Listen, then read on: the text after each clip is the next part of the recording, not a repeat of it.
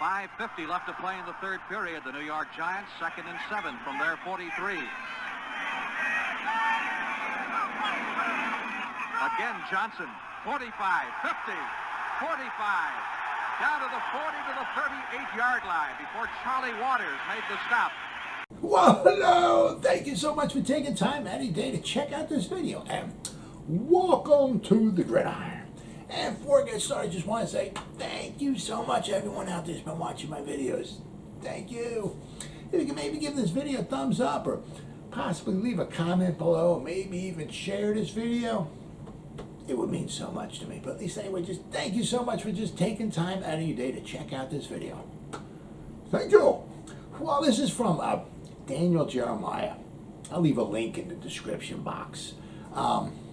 It makes a lot of sense. Obviously, Daniel Jeremiah knows a hell of a lot more, especially about what the scouting, the talent coming out in the from in the draft, than I do. He's all over those guys and everything like that, So it's a good article, good, really good piece. He said, it's like what even Dave Gettleman says, and all the GMs say, if you need somebody, and you got to pick 5. The good thing is good and bad. The good thing with somebody that picks number 5 and 7 is that you're going to pretty much, there's only going to be 4 guys off the board. So out of those 4 guys, you're going to have your pick of all the other college players at number 5. The problem, and 5 and 7, but the problem is that, if we need a center. We got to take the best center, So at number 5, we're taking the best center. So the best center is ours. Boom, we got, so that's reaching, and that's what all the GMs say you can't do. If you were drafting like 15 to 20, 21, 22, whatever, somewhere around there, sometimes you may not be reaching maybe so much, like if you needed a center or somebody along those lines. But the problem is if you're drafting 15 or 20, you got 15 or 20 guys in front of you being taken off the board. So it's good. The Giants, it's a good problem to have, shall we say. They can also, trade back. Somebody wants to jump up and grab somebody, jump back in the draft, grab some more draft picks. Yeah, especially in the first round, because you're jumping back in the first round. And, if you're jumping back 5, 6 picks, you might get a, you're going to get a first, they're going to get their first, and you might pick up a second. If you wind up jumping back, especially if somebody jumps into the top 5, like somebody like, say, the Redskins, I think they're picking 11th, I think it is. You got somebody going from like 11 to 5, you're getting 2 first rounders for that. You're getting their first rounder, and you're going to get a first rounder next year. So it's a good problem to have, all right? But so what he was saying, and this is kind of his latest mock draft that he has, which I'm a little questioning on, but is he says, if Neal or Ekwonu are not there at number 5, you don't need to force it. And I'll go over some of the guys, in a minute who might be forcing it, but he said, unless those 2 guys are there, he was saying, like, those guys are there, those are the guys, right? If they're not there at 5, pick somebody else, not an offensive lineman now. So I said, I'm a little skeptical about his latest draft, right? Because he has the Giants, they're not taking Ekwonu or Neal at 5 because they're both gone by then. But then when it comes to number 7, they're passing on Thibodeau, and they're taking Drake London, a wide receiver. So they're taking a wide receiver. So I'm a little skeptical on that one there. We took a wide receiver last year in the first round. Now we're taking, what is this? What are we, the Atlanta Falcons now? We took Darius Toney in the first round last year. We're going to take another first round wide. Yeah.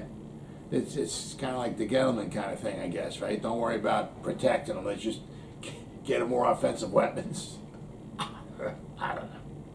So I'm a little skeptical about his latest mock draft, but The draft is about 2 months away, so he'll probably have another 5 or 10 more mock drafts coming out. So that's just the way it is. He also he has Neal. Okay, this is the reason why he has Neal going number 1 overall to the Jags as of this mock draft. Then he has Ekwonu going number 4 to the Jets. So that's why when number 5 rolls around, the Giants picking 5. According to him in his mock draft, Neal and Ekwonu are not there.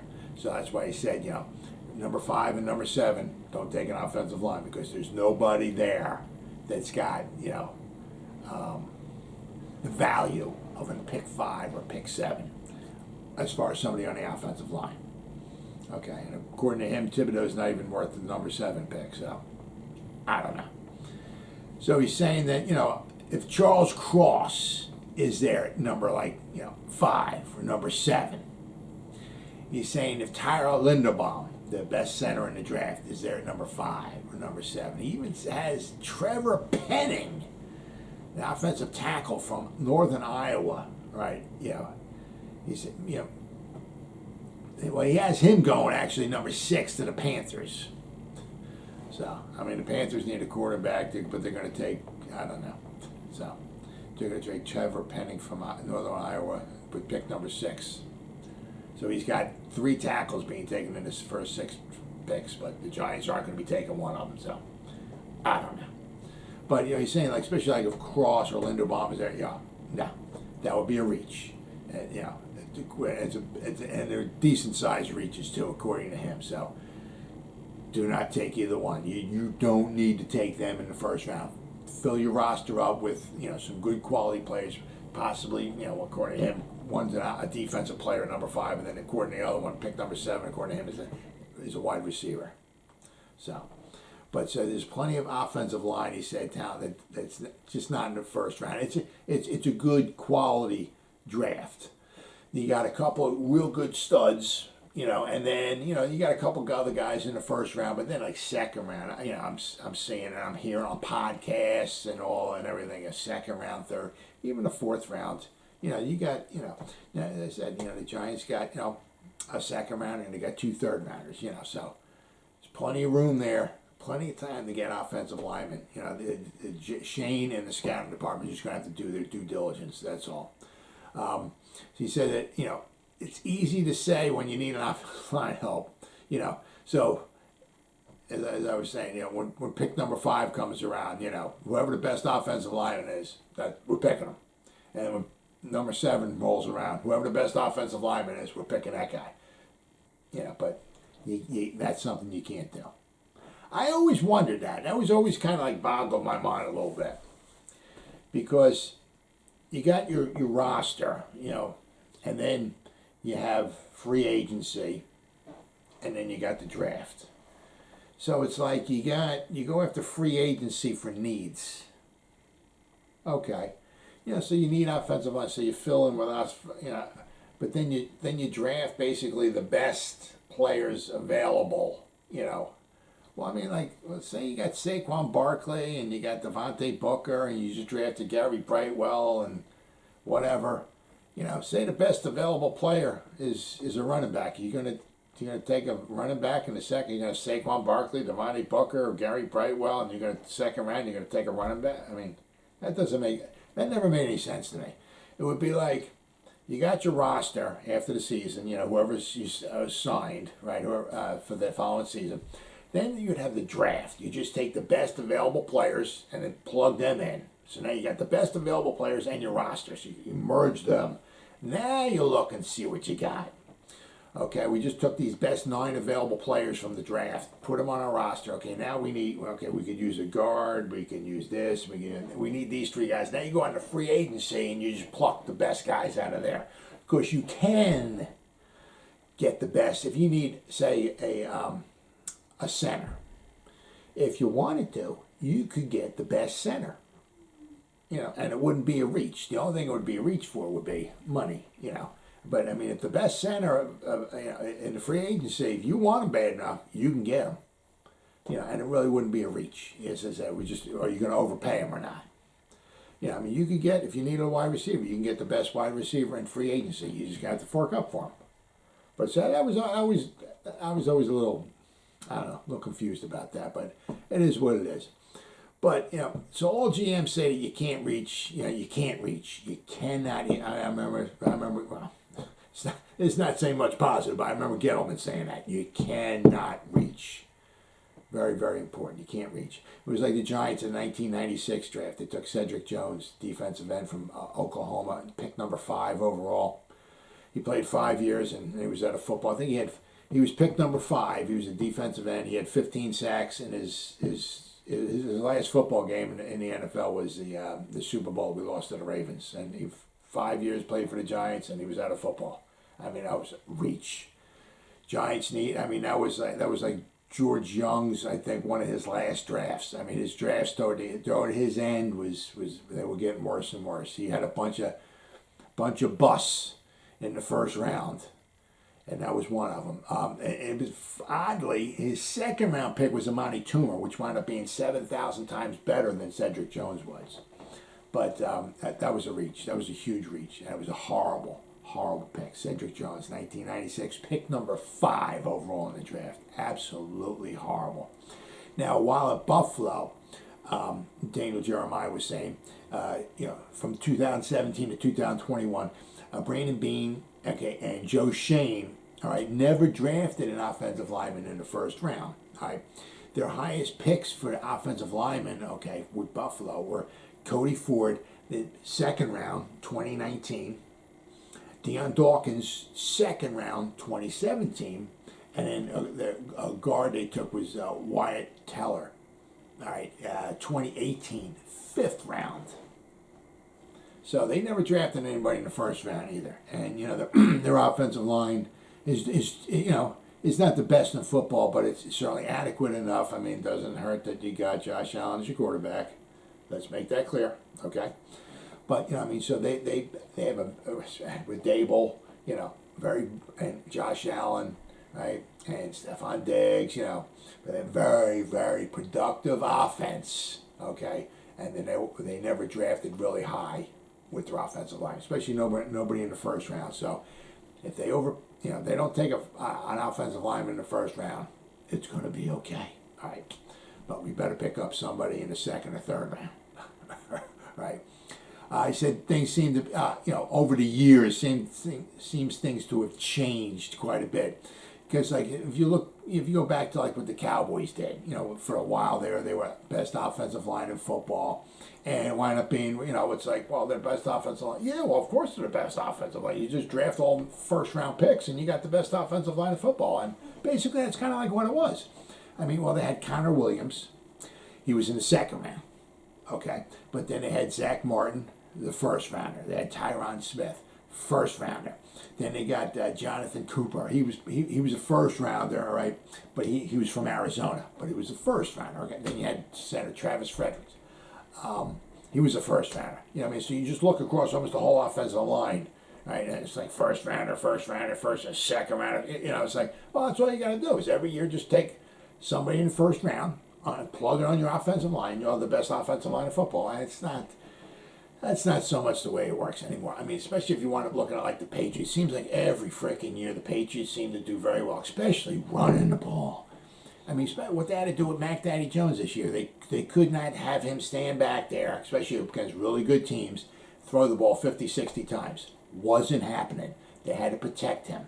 They had to run the ball. Yeah, but you need different schemes and all and everything. The blocking patterns and all and everything. And every year they seem to do such a good job running the football. And they're not picking first rounders. A lot of times Belichick, if he can get out of the first round, he gets out of the first round. Because that way, you're not paying somebody a lot of money. Once you go to the second round, their price tag drops. Plus, if you get out of the first round, you get a couple, well, not money, but you save money, but you get a couple extra picks. If somebody trades up in the first round, you trade back into the, so now you get maybe their second rounder or maybe a third round. So you're picking up a couple picks, which is absolutely perfect for them. That's what Belichick loves doing. And I said every year they're very good with the offensive line, and they do not have high draft picks on their offensive line. So they do a phenomenal job with their offensive line, especially with the blocking and the scheme and the coaching. Phenomenal job. Wish the Giants had that problem. He said, a lot of, today it's scheme and coaching is huge nowadays. Now, hopefully, we'll have to wind up saying, how the Giants, their offense performs, especially their coaching as far as blocking. We'll have to wait and see. He said you can find a lot of good, quality offensive linemen in rounds 2 through 4. Okay. He said he also brought up the last 5 Super Bowl winners. Okay, the last 5 Super Bowl winners. Okay, on their offensive lines. He looked over. So there's 25 guys. The last 5 Super Bowl winners. 2 tackles, 2 guards, and a center. So there's 25 guys. All right. He said, out of those 25 guys, 3 of them went in the first round. 4 of those 25 guys were in the second or third round. All right. 7 of the guys were in the third round or the third day of the draft, meaning rounds 4, 5, 6, or 7. So 7 of them. All right.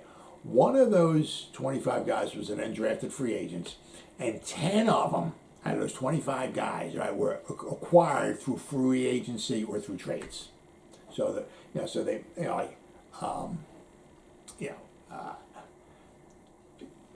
different teams, Super Bowl team. They got guys who might have been like a first or second rounder, but they did not draft them. Right? They brought them in through trades.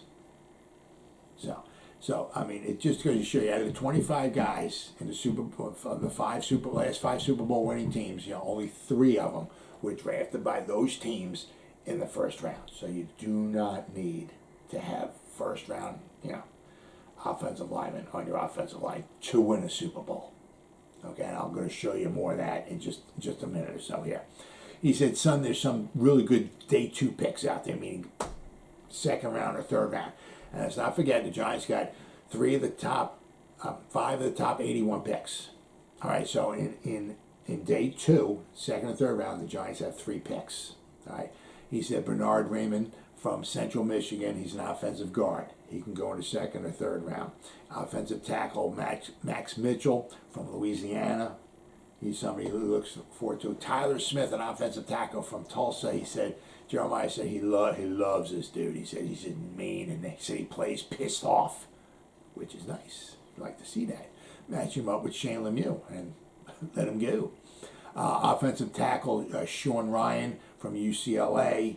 He said offensive guard Zion Johnson from Boston College. There was a couple other guys he mentioned as well too. So this is what 1, 2, 3, 4, 5. There's like 7 guys that he mentioned who he likes, who might go in the second or third round.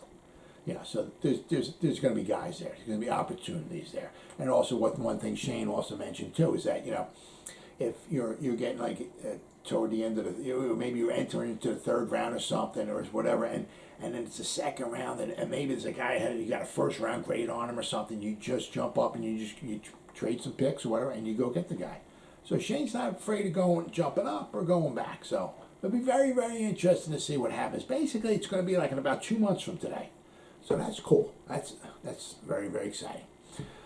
He said whoever the Giants want to pick, and we'll share a Joe Shane trait. All right, he likes physicality, he likes character and makeup. He also likes guys who are competitive and guys who are tough.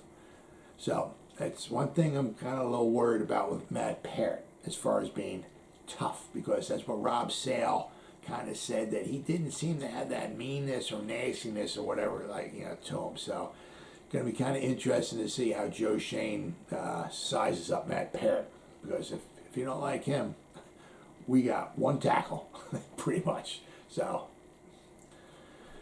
very interesting to see that. All right, now, meaning that all what boils down to is when it comes down, you got picks 5 or 7, all right, and Tyler Linderbaum is there at number 7 or number 5 or whatever, because he's the best center in the draft, and you need a center because you don't know if Nick Gates is ever going to be able to play ever again. Billy Price is a free agent. You didn't sign him. Do not take him. He's got Daniel Jeremiah's got Linderbaum going number 26 to the Titans. So he has him going way down. I think he has Cross going number 13. I think, if I remember correctly.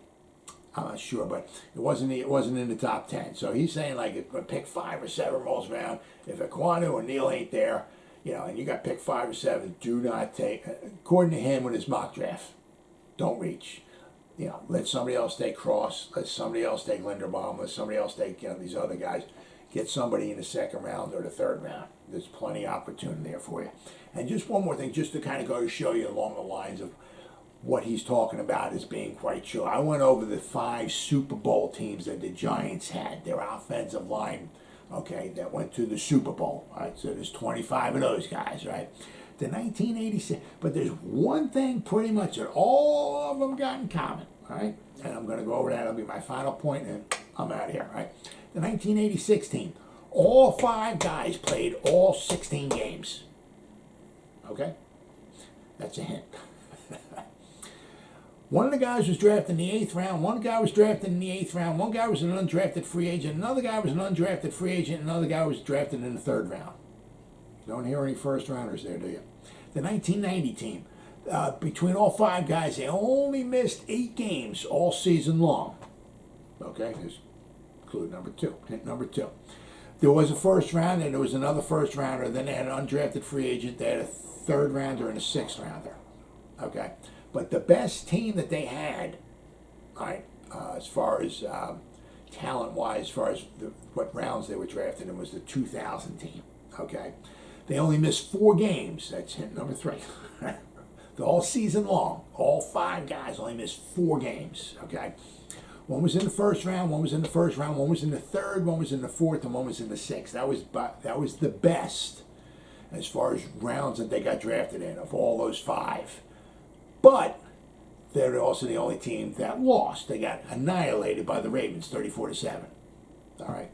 The 2007 team, all 5 players played in every game. That's hint number 4. All right. One was in the 5th round, one was the second round, one was the 3rd round. 2 were undrafted free agents. No first rounders in the 2007 NFL draft, right, for the Giants. The 2011 team, they only missed 12 games combined between all 5 of them. Only 12, right? That's not too bad.